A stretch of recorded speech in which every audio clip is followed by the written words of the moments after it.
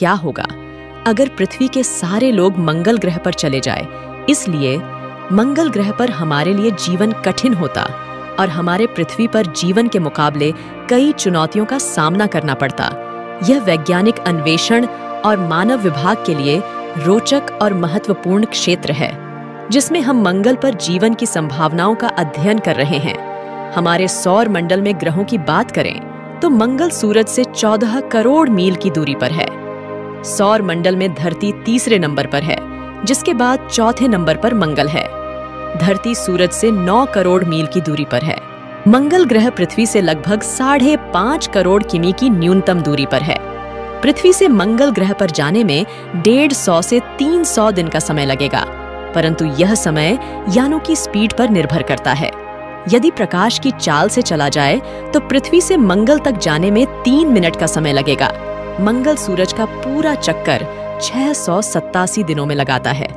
इस आधार पर धरती की तुलना में मंगल सूरज का चक्कर लगाने में 2 गुना वक्त लेता है और यहाँ 1 साल 687 दिनों का होता है। मंगल पर एक दिन, जिसे सोलर डे कहा जाता है, 24 घंटे 37 मिनट का होता है।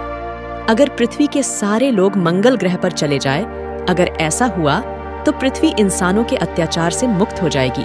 वैसे पृथ्वी के अलावा किसी भी ग्रह पर इंसान जीवित नहीं रह सकता है, क्योंकि ऑक्सीजन और ओजोन का प्रमाण सिर्फ पृथ्वी के वातावरण में ही पर्याप्त मात्रा में मौजूद है।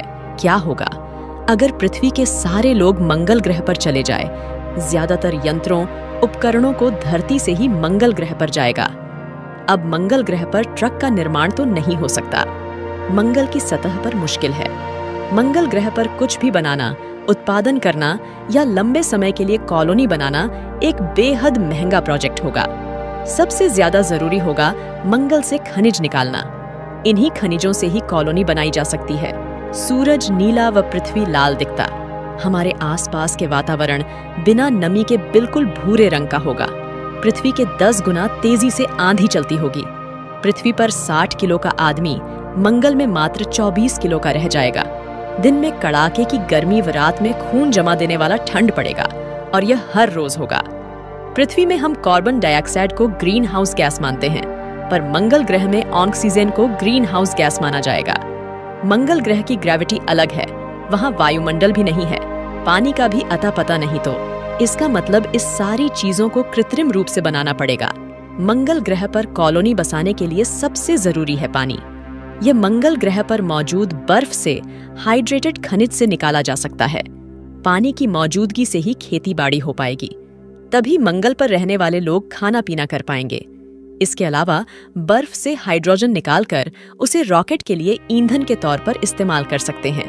अगर सारे पृथ्वीवासी मंगल ग्रह पर रहने लगेंगे तो लगभग 5 करोड़ वर्ष में यह या तो मंगल की सतह में दुर्घटनाग्रस्त हो जाएगा या ग्रह के चारों ओर छल्ले के रूप में टूटकर बिखर जाएगा। मंगल ग्रह पर जीवन की संभावना काफी कठिन है और हमारे पृथ्वी पर के तुलना में वह अलग होता।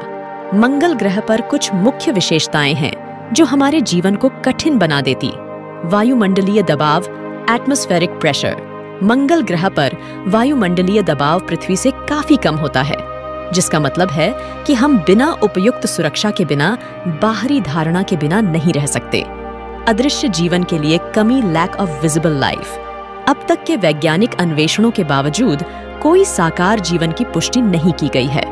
अत्यधिक उष्णता और ठंडा मौसम, extreme temperatures and cold weather. मंगल ग्रह पर दिन के समय तापमान बड़ा ऊंचा होता है और रात के समय बहुत ठंडा होता है, जिससे जीवन की समर्थना कठिन होती है।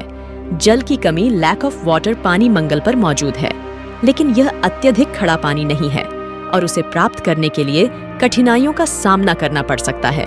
मंगल पर कठिन, चट्टानी और अजनबी भूमध्यरेखा हैं, जो जीवन के लिए सुरक्षित और अधिकारी बनाने के लिए विशेष कठिनाइयों का सामना करना पड़ सकता है। मंगल ग्रह इंसानी की नई कॉलोनी के लिए एकदम उपयुक्त नहीं है।